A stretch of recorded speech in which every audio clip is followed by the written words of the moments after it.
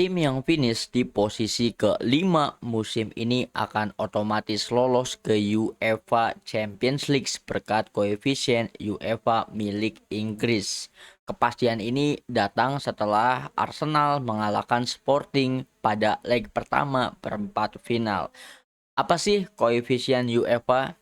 Koefisien UEFA adalah sistem peringkat yang menghitung performa klub-klub dari setiap negara di kompetisi Eropa, UCL, Europa League, dan Conference League selama beberapa musim terakhir. Semakin baik performa klub-klub dari satu liga, semakin tinggi koefisiennya.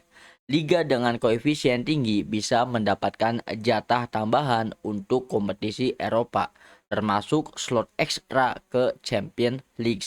Dengan performa kuat klub-klub Inggris musim ini, Premier League mendapatkan slot tambahan sehingga 5 tim teratas akan lolos ke UCL.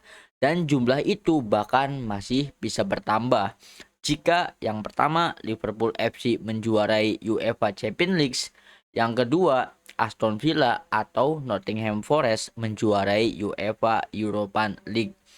Ini karena juara kompetisi Eropa otomatis mendapat tiket ke Champions League terlepas dari posisi liga mereka. Artinya, secara teori, Premier League bisa mengirim lebih dari 5 tim ke UCL untuk musim depan. Nah, ini sangat menarik banget ya. Ini berkat jasa dari Arsenal sehingga koefisien Liga Inggris itu yang terbaik sehingga bisa mengirim 5 wakil. Jadi ada 5 klub teratas di papan klasemen IPL yang nantinya akan bisa langsung lolos ke ke UCL ya. Dimana kan seperti biasa harusnya kan 4 besar, tetapi karena memiliki koefisien yang paling tinggi untuk IPL sendiri, jadi IPL bisa mengirim 5 wakilnya sekaligus. Dan adapun skenarionya bisa bertambah lagi, bisa maksimal mengirimkan 7 perwakilan langsung, karena jika Liverpool menjuarai UEFA Champions League sedangkan di klasemen Liverpool itu kan ada di klasemen 5. Jika Liverpool menjuarai UCL otomatis kan dia lolos karena sebagai juara, sehingga nanti yang ada di klasemen ke-6 bisa lolos menggantikan Liverpool. Misal Chelsea ke-6 berarti Chelsea lolos ke UCL. Dan adapun jika Aston Villa atau Nottingham Forest menjuarai UEFA Europa League. Kenapa Aston Villa? Karena di klasemen sendiri Aston Villa ada di peringkat 2 ya, peringkat 4 ya.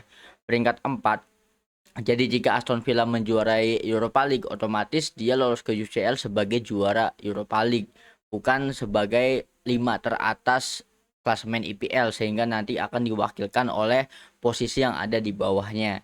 Jadi ini sangat menarik karena musim depan ada chance untuk klub-klub perwakilan IPL bisa mengirimkan 7 wakilnya untuk berpentas ke UEFA Champions League.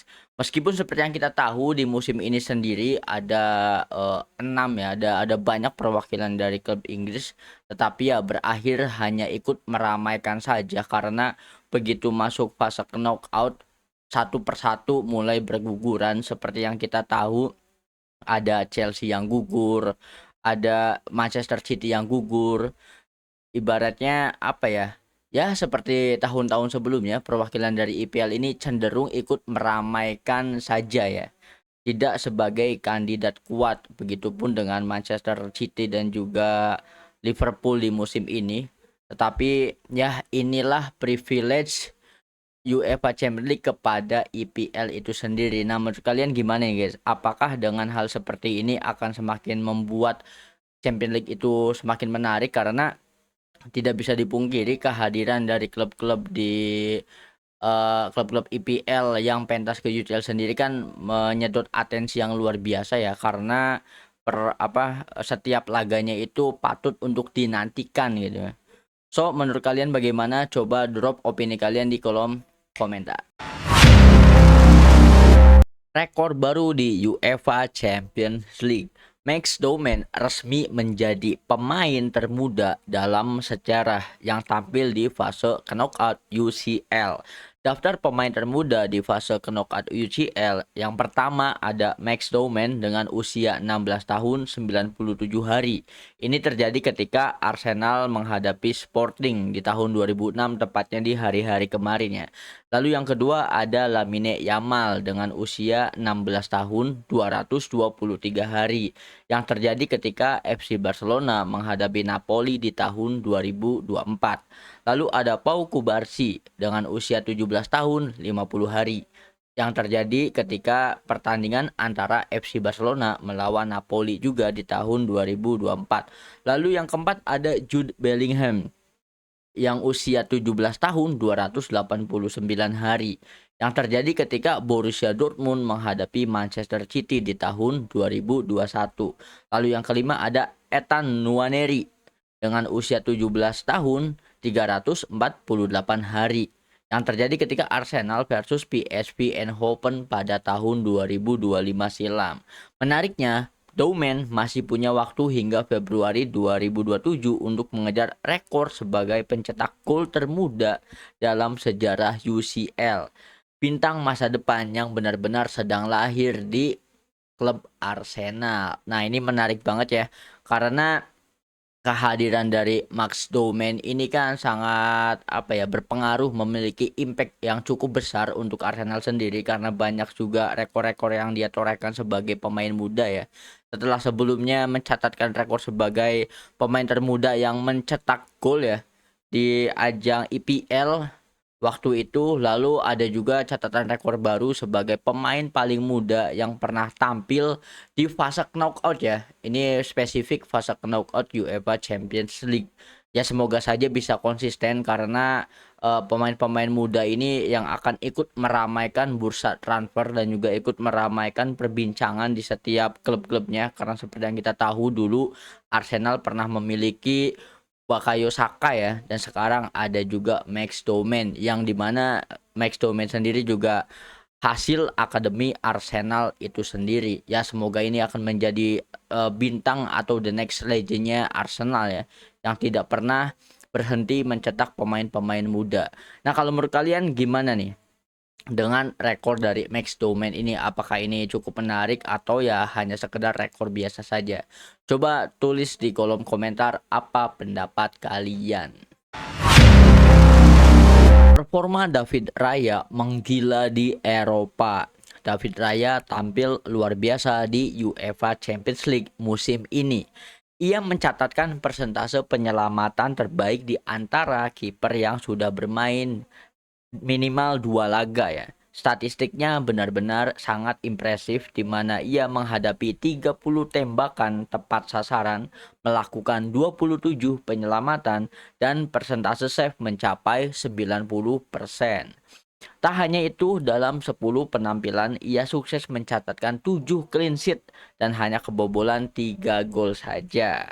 Ini benar-benar patut diapresiasi banget penampilan dari David Raya ini. Ini khusus spesifik penampilan di Eropa ya, yaitu di UEFA Champions League. Mungkin David Raya juga menjadi sosok kunci keberhasilan Arsenal melaju hingga ke fase knockout di perempat final atau quarter final ya, di 8 besar ini.